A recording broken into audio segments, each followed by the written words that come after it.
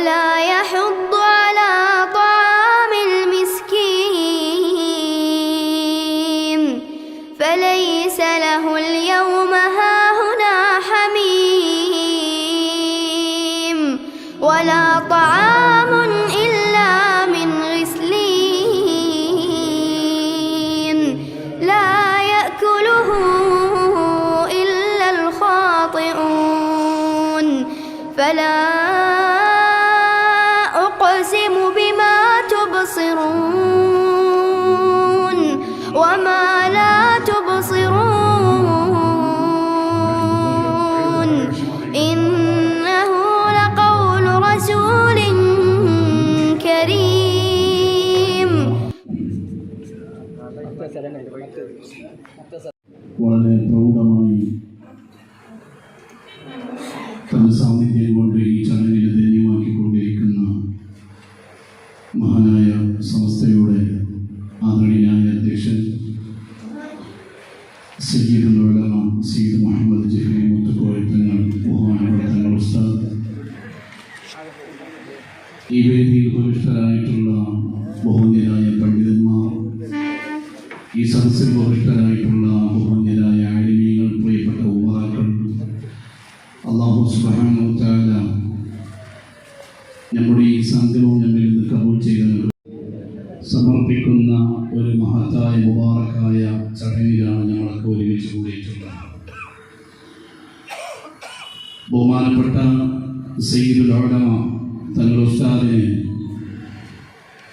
ഇന്ന് കർണാടകയിൽ സുള്യ താലൂക്കിൽ വെച്ച്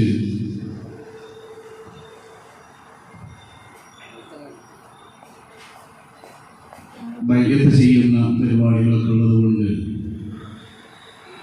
ഇൻഷാ അല്ലാഹ് ബഹുമാനപ്പെട്ട തങ്ങൾ ഉസ്താദിന് മറ്റ് തിരക്കിട്ട പരിപാടിയുള്ളതുകൊണ്ടും ഉസ്താദിനെ നീട്ടി സ്വാഗത ഭാഷണം നടത്താൻ ഉസ്താദിനോട് അടുത്തറിഞ്ഞ എല്ലാവർക്കും അറിയാം. വളരെ നല്ല സൗമ്യനായും വളരെ നല്ല പുഞ്ചിരിയും ലാവണ്യ മുഖത്തോടുകൂടെയാണ് ഉസ്താദ് അവர்கள் എല്ലാവരെയും ശരീപിച്ചിരുന്നത് എന്ന് ബഹുമാനപ്പെട്ട റസൂലുള്ളാഹി സ്വല്ലല്ലാഹു അലൈഹി വസല്ലം തങ്ങളെ തൊട്ട് അബ്ദുല്ലാഹ് ഇബ്നു ഹാരിഥ റളിയല്ലാഹു അൻഹു ബഹുമാനപ്പെട്ട സയ്യിദുൽ ഉലമയെ കുറിച്ചും സയ്യിദുൽ ഉലമയോട് അടുത്ത ബന്ധമുള്ള ആളുകളും സയ്യിദുൽ ഉലമയുടെ പ്രിയപ്പെട്ട ശിഷ്യന്മാരൊക്കെ പറയുന്ന അനുഭവങ്ങൾ ഒരുപാട് കേട്ടിട്ടുണ്ട്.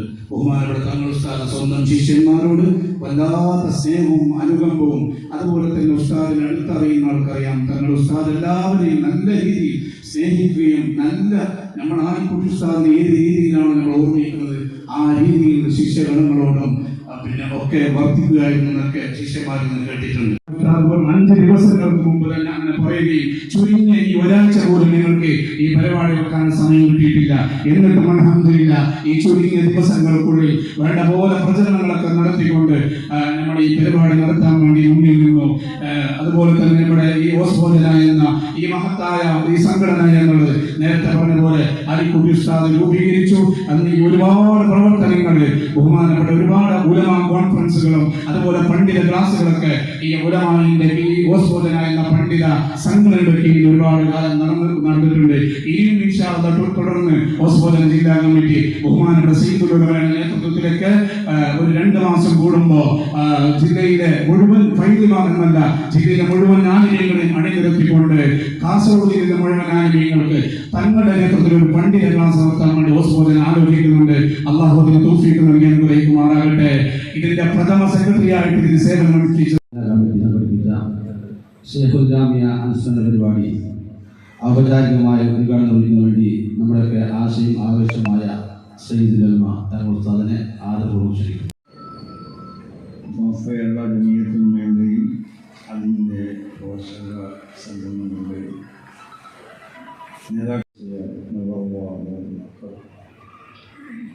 അവരെ അനുസ്മരിക്കപ്പെടാൻ വേണ്ടി രീതികളെയും വിക്രികളൊക്കെ അധികം ചെയ്തുകൊണ്ട് വാൻ ചെയ്യപ്പെടാൻ വേണ്ടിയും സംഘടിപ്പിക്കപ്പെട്ട ഒരു പുണ്യമായ ഒരു സദസ്സിലാണ്. ഞാനിവിടെ സ്വാഗതം പ്രസംഗത്തിലേക്ക് ബഹുമാനപ്പെട്ട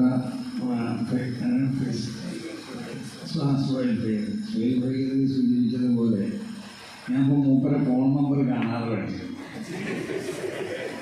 കാരണം എപ്പോഴും വിളിച്ചാണ് ഞാൻ വിളിക്കുമ്പോൾ ചിലപ്പോൾ ദർശനായിരിക്കാം, ഇപ്പോൾ ദർശനത്താന്ന് പറയും, അല്ലെങ്കിൽ ആരുടെയും വല്ല സംഗതികൾ ചർച്ച ചെയ്യാനിരിക്കാം. ചിലർ പോലീസും വിളിച്ചത് തലാഖിൻ്റെ പ്രശ്നമില്ല, അപ്പോൾ അയാൾ 3 തലാഖും ജയിക്കണം എന്നുള്ള താല്പര്യമുള്ളൊരു വിഷയമായിരുന്നു. ഇതിലൊക്കെ പഠിക്കുന്ന കാലഘട്ടത്തിൽ മൂപ്പരാണ് മിനാർപുരി ഉദ്ദേശിച്ചത്. അങ്ങനെ 75 മുതൽ മൂപ്പരുമായിട്ടുള്ളതായ ഒരു ബന്ധം എനിക്കുണ്ട്. അങ്ങനെ അന്ന് മുതൽ തുടങ്ങിയ ഒരു ബന്ധമാണ്. അതിങ്ങനെ പല മേഖലയിലായതുകൊണ്ട് മൂപ്പരുമായിട്ട് കൂടി പ്രവർത്തിക്കാനും അവസാനം സമസ്ത കേരള ജമിയത്തുൽ ഉലമ എന്ന ഈ മഹത്താവുന്ന പ്രസ്ഥാനത്തിൻ്റെ സെക്രട്ടറി സ്ഥാനത്ത് മൂപ്പർ വരികയും അതിന് ശേഷം അതിൻ്റെ പ്രസിഡൻ്റായി എന്നെ തിരഞ്ഞെടുക്കപ്പെടുകയും ചെയ്തോടെ മുതൽ ഞങ്ങളെ ആ ബന്ധം ഒന്നും കൂടി സുശക്തമാവുകയും അങ്ങോട്ടും ഇങ്ങോട്ടും അറിഞ്ഞ് പ്രവർത്തിക്കാനും മനസ്സിലാക്കാനൊക്കെ കുറച്ചും കൂടി സാധിച്ചതുമാണ്. അപ്പോൾ നമ്മളൊരു കാര്യം മനസ്സിലാക്കേണ്ടത് എന്താണെന്ന് ചോദിച്ചാൽ, സമസ്ത കേരള ജമിയത്തുൽ ഉലമ ഈ പ്രസ്ഥാനം ഇത് ഒരു വിശുദ്ധമായ ഒരു പ്രസ്ഥാനമാണെന്നുള്ള കാര്യത്തിൽ യാതൊരു ആവശ്യം. ഇത് പൂർണ്ണമായും അല്ലാഹുവിൻ്റെ മഹത്തുക്കളാവുന്ന ഔലിയാകൾ സ്ഥാപിച്ചതായ ഒരു സംഘടന. ആ സംഘടന അതിന് അവർ നമുക്ക് വരച്ച് കാണിച്ച് തന്ന സംസാരിക്കണ ചില രേഖകളുണ്ട്. ആ രേഖ അപ്പോൾ നമ്മളൊക്കെ കാണുകയും നമ്മൾ ബന്ധപ്പെടുകയും നമ്മളിൽ നിന്നുള്ള പലരും ഉസ്താദന്മാരൊക്കെ ആയിരുന്ന മഹാനാവുന്ന ഷേഖുന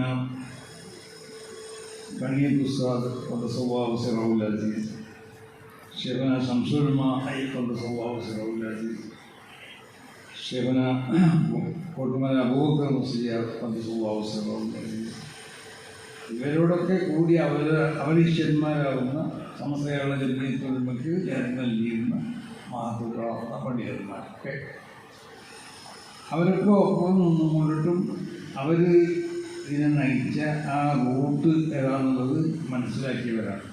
അത് മനസ്സിലാക്കി പ്രവർത്തിച്ച ആളാണ് മഹാനാവുന്ന ഷേഖുൽ ജാമിയ സത്യാഗ്രഹ. അങ്ങനെയുള്ള വിലായത്തിലതീന ആദവീയുഗാവുന്ന ഏതൊരു പ്രസ്ഥാനമാണെങ്കിലും ഒരു സംഘടനയാണെങ്കിലും അതിൻ്റെ മുൻഗാമികളാവുന്ന നേതാക്കന്മാർ അതിൻ്റെ ആളുകൾ അവർ സ്വീകരിച്ചതായ അടിസ്ഥാനപരമായ ചില നയങ്ങളുണ്ടാവും. അവർ പ്രത്യേകമായി കൊണ്ട് പരിഗണിച്ച ചില മാനദണ്ഡങ്ങളുണ്ടാവും. ആ മാനദണ്ഡങ്ങളൊക്കെ അനുസരിച്ച് പ്രവർത്തിക്കണം എന്ന റസൂലുള്ളാഹി കൂടി പറഞ്ഞു. അതാണ് ഉലൈകല്ലദീന ഹദല്ലാഹ്. എല്ലാ മേഖലയിലേക്കും, അത് സംഘടനാപരമായ രൂപത്തിലാവട്ടെ, അതല്ല മറ്റ് ഇൽമിൻ്റെ വിഷയത്തിലാവട്ടെ, അപ്പോൾ എല്ലാ മേഖലയിലേക്കും, അതല്ലെങ്കിൽ വിശ്വാസത്തിൻ്റെ കാര്യത്തിലാവട്ടെ, അല്ലെങ്കിൽ കർമ്മത്തിൻ്റെ കാര്യത്തിലാവട്ടെ, ആചാരത്തിൻ്റെ കാര്യങ്ങളിലാവട്ടെ, എല്ലാ മേഖലയിലേക്കും അല്ലാഹു സുബ്ഹാനഹു വ തആല എല്ലാ നിലക്കുള്ള മാർഗദർശനവും നൽകി അല്ലാഹു അനുഗ്രഹിച്ചതാണ് കുറേ പണ്ഡിതന്മാർ. അങ്ങനെയുള്ള അമ്പിയാ എന്ന് പറഞ്ഞാൽ സിൻഫുൻ മഫ്റൂറുൻ അലൽ ഇൻസിലാത്തി ഖാബുറാത്തിൽ ബശരിയാണ്. അപ്പോൾ മനുഷ്യൻ എന്നുള്ള നിലക്കുണ്ടാവുന്ന എല്ലാ വൃത്തികളും ചെയ്യപ്പെട്ട ഒരു പ്രത്യേക ഫിത്രത്തായിരിക്കും അല്ലാഹു അമ്പിയാക്കന്മാർക്ക് നൽകിയിട്ടുള്ളത്. നമ്മളെ ഫിത്രത്ത് പോലെയല്ല അമ്പിയാക്കന്മാരുടെ ഫിത്രത്ത്. അമ്പിയാക്കന്മാരുടെ ഫിത്രത്തും നമ്മളെ ഫിത്രത്തും തമ്മിൽ വ്യത്യാസമുണ്ട്. അത് മഫ്റൂറുൻ അലൽ ഇൻസിലാത്തിന് ഖാബുറാത്തിൽ ബശരിയാണ്. അപ്പോൾ മനുഷ്യൻ എന്നുള്ള നിലക്കുണ്ടാവണ ഒരു ഖാബുറാത്തുകളും ഒരു വൃത്തികേടുകളും അമ്പിയാക്കന്മാരിൽ നിന്ന് ഉണ്ടാവാനും സംഭവിക്കാനും. അപ്പോൾ രൂപത്തിൽ അതാണ് അല്ലാഹുവിൻ്റെ അമ്പിയാക്കന്മാർ. ആ അമ്പിയാക്കന്മാരെ സംബന്ധിച്ച് അവരെ അല്ലാഹു ആ പരിചയപ്പെടുത്താനുള്ള സ്വഭാവം പിന്നെ പറയാം ഉലൈകല്ലദീന. അവരുടെ ആ ഹിബുദനോട് നബിയെ തങ്ങൾ പിൻപറ്റണം എന്ന് പറഞ്ഞാൽ അതിൻ്റെ അർത്ഥം അവർ തുടർന്നു പോകുന്ന ഒരു ദീൻ തന്നെയാണ്. അതിൻ്റെ പരിസമാപ്തിയാണ് നബിയെ തങ്ങൾ കുറിക്കാൻ പോകുന്നത്. വിശ്വാസപരമായിട്ട് അവർ നിങ്ങളുമായിട്ട് യാതൊരു അഭിപ്രായ വ്യത്യാസമില്ല. അല്ലംബിയാവോ ഔലാദോ അല്ലാത്തതാണ് ഒക്കെ ഒരു ഉമ്മൻ്റെയും ഒരു കുടുംബത്തിലെ അംഗങ്ങളാണ്. അപ്പം വിശ്വാസപരമായി അവർ ചെയ്ത അതേ നിലക്ക് അതിനെ നടത്താൻ നബിയെ തങ്ങൾക്ക് സാധിക്കുന്നു. ഇത് നബിയോട് മാത്രമുള്ള കൽപ്പനല്ല. ഏതൊരു സംഘടനയാവട്ടെ, ദീനോട് ബന്ധപ്പെട്ട സംഘടനയാണെങ്കിലും ദീനോട് ബന്ധപ്പെട്ടതായ സ്ഥാപനങ്ങളാണെങ്കിലും അതിലൊക്കെ മുൻഗാമികൾക്കുള്ളതായ അതുകൊണ്ടുള്ള മഹാനാവുന്ന ശേഖന സംസ്കൃതമായ ദിവസവും എപ്പോഴും ഞങ്ങളോട് ക്ലാസ്സിൽ പറയാനുണ്ടായി. അല്ലാത്ത സമയത്ത് ഉപദേശിക്കുന്നതായ ഒരു ഉപദേശം അതെന്താണെന്ന് ചോദിച്ചാൽ ഒരാചാരങ്ങൾ അല്ലെങ്കിൽ വിഭാഗത്തിൻ്റെ ഏതെങ്കിലും ഒരു സ്വഭാവം ഇതിനെതിരായിട്ട് നമ്മൾ വല്ല രേഖയും കണ്ടാൽ അത് തള്ളാൻ പാടില്ല. അവരിന്ന് ആ രേഖ വെച്ചുകൂടി നമ്മൾ തള്ളാൻ പാടില്ല. ആ രേഖ അവരും കണ്ടതായിരിക്കും. ആ രേഖക്കുള്ള ന്യായങ്ങളും അവർ കണ്ടിട്ടുണ്ടാവും. അതല്ലേ ശരി. മഹാനാകുന്ന ഇമാം ഷാഫി തങ്ങളെന്ന് പറഞ്ഞത് ഇതാ സഹൽ ഹദീസ് ഫോഹമാണ് എന്ന് പറഞ്ഞാൽ ഏതെങ്കിലും ഹദീസ് സഹിയായി വന്നാൽ അതുങ്ങൾ എടുത്തോളി എന്ന് പറഞ്ഞാൽ കൗലി എന്നൊക്കെ പറഞ്ഞാൽ എൻ്റെ കൗലിനെ ഉപേക്ഷിക്കപ്പെടാൻ പറ്റിയതായ നിലക്ക് സഹിയായി വന്നതായ ഒരു ഹദീസിനെ നിങ്ങൾക്ക് കണ്ടുപിടിക്കാൻ പറ്റും. അങ്ങനെ വല്ല ഹദീസും സഹിയായി വന്നിട്ടുണ്ടെങ്കിൽ ആ ഹദീസിൽ കൂടി പഠിച്ചിട്ടാണ് ഞാൻ നിങ്ങൾക്ക് പറഞ്ഞത്. അതാണ് ഇമാം ഷാഫി തങ്ങൾ പറഞ്ഞത്. അത്രമാത്രം ധൈര്യത്തോടു കൂടിയുള്ളതായ ഒരു വെല്ലുവിളി നടത്തിയതുപോലെ. അപ്പോൾ ഷാഫി ഇമാവ് തങ്ങൾ വേറെ ഹദീസുകൾ കാണാത്തോടല്ല, ഇതുകൊണ്ട് ഷാഫി ഇമാം തെക്കോട്ടാൽ ഉതു മുറിയുന്നതാണ്. അപ്പോൾ എനിക്ക് ഇമാം പറഞ്ഞത് തെക്കോട്ടാൽ ഉതു മുറിയാണ്, അത് സഹിയായ ഹദീസല്ലേ. അപ്പോൾ എന്നതുപോലെ മഹാന്മാരാവുന്ന മുൻഗാമികൾ ഇവിടെ ചെയ്തു പോകുന്ന സംഗതികൾ പലതുണ്ടാവും. ആ സംഗതികൾക്കൊക്കെ നമ്മൾ ലക്ഷ്യം കാണുന്നില്ലാന്ന് അതിൻ്റെ എതിരിൽ കണ്ടതുകൊണ്ടിട്ട് അതിനെ തള്ളപ്പെടാൻ പറ്റും. ആ ലക്ഷ്യങ്ങൾ മുൻഗാമികളും കണ്ടതാണ് എന്നുള്ളതാണ്. നേരെ മറിച്ച് അവർ ചെയ്യുന്ന ഒന്നിലേക്ക് നമ്മൾ ലക്ഷ്യം കണ്ടില്ല എന്ന് വെക്കുക, എന്നാൽ നമ്മൾ ലക്ഷ്യം കാണാത്തതുകൊണ്ട് പോയി തള്ളപ്പെടാൻ പാടില്ല. അവരതിന് ലക്ഷ്യം കണ്ടിട്ടുണ്ടാവും. ആ ലക്ഷ്യത്തിൻ്റെ അടിസ്ഥാനം എന്തായിക്കൊള്ളും. അല്ലാഹു സുബ്ഹാനഹു വ തആല എല്ലാ നിലക്കുള്ള ഹുദയും നൽകിയവരാണ് അവർ. അവർക്ക് എല്ലാ മേഖലയിലേക്കും അല്ലാഹു സുബ്ഹാനഹു വ തആല ഹിദായത്ത് നൽകി. അവരുടെ ആ ഹുദനോട് നൽകിയ തങ്ങൾ പൂർണ്ണമായും പിൻപറ്റണം.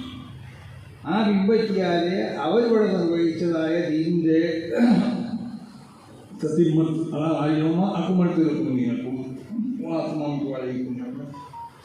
അപ്പോൾ ആ ദീനിൻ്റെ കൃത്രിമത്താണ് വലിയ തങ്ങൾ ചെയ്തുകൊണ്ടിരിക്കുന്നത്. അതിൻ്റെ ഈ ഭൗതികരണമാണ് വലിയ തങ്ങൾ ചെയ്യുന്നത്. അതിന് വിജയിക്കണമെന്നുണ്ടെങ്കിൽ ആ നിലക്കുള്ളതായ ആ പിൻപറ്റൽ മുക്തതി അവരോടുള്ള ഇത്തിബാഴ് അതുകൊണ്ട് ആണ് സമസ്ത കേരള ജമിയത്തുൽ ഉലമ എന്ന ഈ മഹത്താവുന്ന പ്രസ്ഥാനം ഇതൊരു ദീനിൻ്റെ പ്രസ്ഥാനമാണ്. മഹാന്മാരാവുന്ന അല്ലാഹുവിൻ്റെ ഔലിയാക്കൾ എന്ന് പൂർണ്ണമായി നമുക്ക് വിശേഷിപ്പിക്കപ്പെടാൻ പറ്റുന്ന മഹാനാവുന്ന ശേഖന സംസ്കൃതമായി എപ്പോഴും പറയുന്നത് വരക്കൽ താങ്ങാൻ പറ്റും. അവർ അല്ലാഹുവിൻ്റെ ഔലിയാക്കന്മാരിൽപ്പെട്ട കുതുബീങ്ങളിൽപ്പെട്ട വലിയ മഹാനാണ്. അപ്പോൾ അവർ കുതുബീങ്ങളിൽ നിന്നുള്ള ഈ കുതുബുൽ അഖ്താബ് അല്ലെങ്കിൽ കുതുബുൽ സമാൻ കുതുബുൽ ഖറിയ അതുവരെ ഐറ്റങ്ങളുണ്ടാവും അവർ. അത് ഏതാണെന്നുള്ളത് ഞാൻ ഇപ്പോൾ പറയുന്നു. അതിൻ്റെ ലക്ഷ്യങ്ങൾ ഒക്കെ അതിൻ്റെ ഭരണഘടനയിൽ പൂർണ്ണമായി രേഖപ്പെടുത്തപ്പെടുന്നു. അത് ആശയ പ്രചരണവും ഇതഴി പ്രസ്ഥാനങ്ങൾക്കെതിരുള്ള പ്രതിരോധമൊക്കെ അതിൻ്റെ ഒരു ഭാഗമാണ്. മറ്റുള്ള വിദ്യാഭ്യാസ മേഖലയിലുള്ള പ്രവർത്തനം അതിൻ്റെ മറ്റൊരു ഭാഗമാണ്. ചാരിറ്റിയുടെ മറ്റൊരു ഭാഗമാണ്. ഈ ഇന്ത്യ രാജ്യത്തിൻ്റെ മതസൗഹാർദ്ദം ഒക്കെ ഇവിടെ കാത്തു സൂക്ഷിക്കുക എന്നുള്ളത് അങ്ങനെ തുടങ്ങി പലതും. അപ്പോൾ എല്ലാ മേഖലയിലേക്കും കണ്ണോടിച്ച് മേഖലയിലേക്ക് പൂർണ്ണമായി ആലോചിച്ചുകൊണ്ട് അങ്ങനെ പിന്നെ എഴുതപ്പെട്ടതായ ഒരു ഭരണഘടനയാണ് സമസ്ത കേരള ജമിയത്തുൽ. അപ്പോൾ അത്രയും ഒരു ദീർഘദൃഷ്ടി ഉള്ള പണ്ഡിതന്മാരായിരുന്നു അവർ എന്ന് പറഞ്ഞാൽ അവർ ഇലാഹിയാവുന്ന ഒരു സഹായം കൊണ്ടിട്ട് ഇലാഹിയാവുന്നതായ ആ അല്ലാഹുവിൻ്റെ ഭാഗത്തിൽ നിന്നുണ്ടാവുന്ന പ്രത്യേകമാവുന്ന ഒരു സഹായം അപ്പം അന്ന് ഞാൻ ആദ്യമായിട്ട് നദി പഠിക്കാൻ മുദ്രിച്ചായ കാലഘട്ടത്തിലാണ്. അപ്പം അന്ന് ഞാൻ ഇവിടെ വന്ന് ഞാൻ മൂപ്പരെ പറ്റിയോട് ബന്ധപ്പെട്ട് നൽകി ഈ സംഭവം പറഞ്ഞു. അത് പള്ളിയിൽ പോയി അപ്പോൾ ശരിയായി വാചാലനാണ്, ഞാൻ അത്ര പ്രസംഗിക്കണമെന്നല്ല. മൂപ്പര് അത് ഞാൻ പറഞ്ഞത് വലിയ വാചാലതയോടുകൂടി അന്ന് അവരെ മൂപ്പരോട് പ്രസംഗിച്ചു. പിന്നീട് എങ്ങനെ സംസ്കൃത മതം അറിഞ്ഞു ഞാൻ ഈ സംഭവം ഇവിടെ പറഞ്ഞു. അതിനോട് പറഞ്ഞു പിന്നെ പറഞ്ഞത് നിങ്ങളതിൻ്റെ അയാളുടെ കാര്യം പറയാം. മുമ്പൊരു ഇത് അത് ഞങ്ങൾക്കൊക്കെ അറിയാം, കെട്ടി അതുപോലെ അറിയാം, മൂപ്പര നാട്ടുകാരനായ പിന്നെ പാലമടത്തിൽ മുസ്ലിയാർ ആ സംഭവത്തിന് സാക്ഷിയാണ്. അയാൾ വൈകിയാണ്, അയാൾ പട്ടികാട് വിളിക്കുന്ന അയാൾ. അങ്ങനത്തെ മഹാന്മാരിൽ നിന്നുള്ള ആ വിശുദ്ധമായ പരമ്പരയിൽ കൂടിയാണ് നമുക്ക് ലഭിക്കുന്നത്.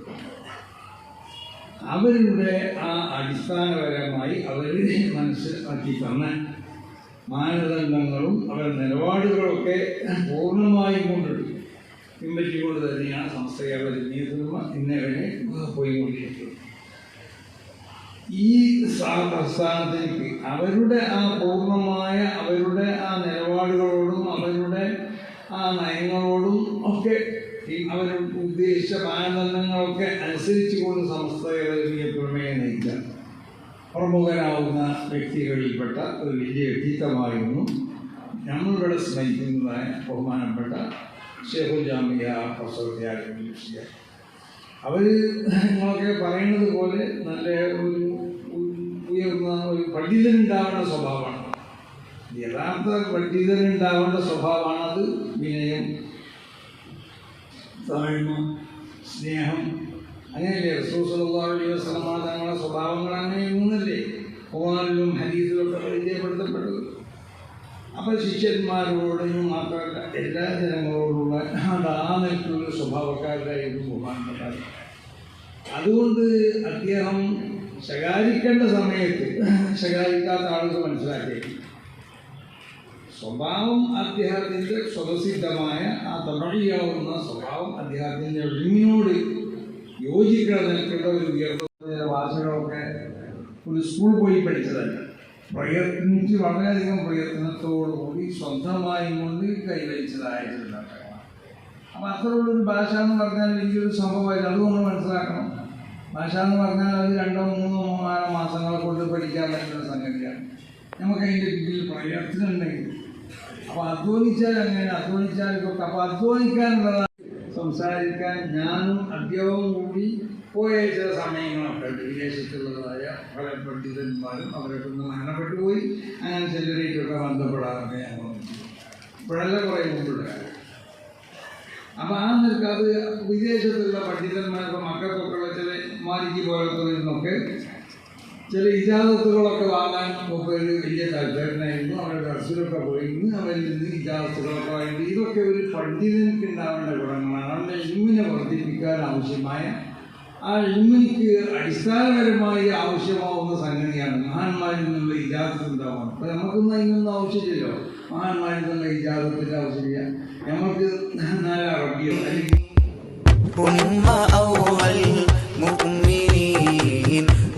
رسول الأمين هم أول مؤمنين رسول الأمين തിങ്കളിലെന്നും സയ്യിദി ഒളിവായി തരവായി അൽ അമീൻ തിങ്കളിലെന്നും സയ്യിദി ഒളിവായി തരവായി അൽ അമീൻ യാ ഫാത്തിമ നൂറാനി യാ സഹ്റൻ സഹ്റാനി യാ ഫാത്തിമ നൂറാനി യാ സഹ്റൻ സഹ്റാനി ഉമ്മ ഔവൽ മുഅ്മിനീൻ വറസൂലിൽ അൽ അമീൻ ഉമ്മ ഔവൽ മുഅ്മിനീൻ വറസൂലിൽ അൽ അമീൻ സയ്യിദി ഒളിവായി തരവായി അൽ അമീൻ സയ്യിദി ഒളിവായി തരവായി അൽ അമീൻ യാ ഫാത്തിമ നൂറാനി യാ സഹ്റൻ സഹ്റാനി യാ ഫാത്തിമ നൂറാനി യാ സഹ്റൻ സഹ്റാനി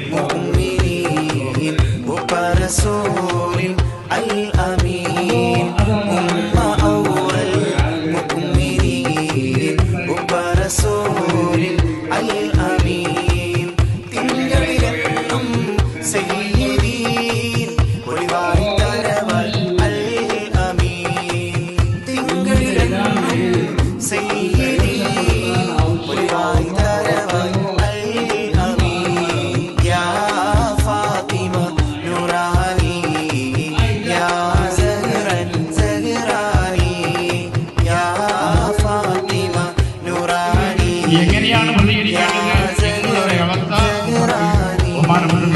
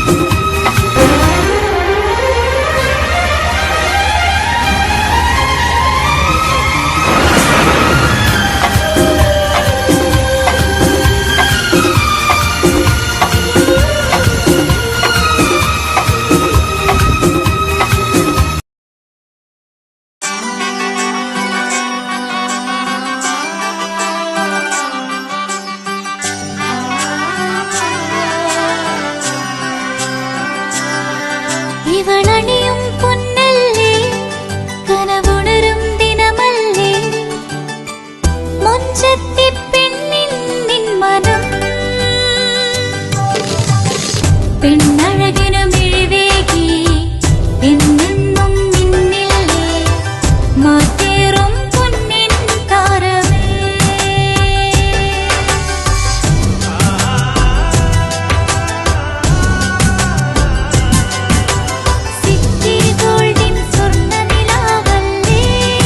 City Gold, Gold and Diamonds, Kerala and Karnataka, the glow of purity.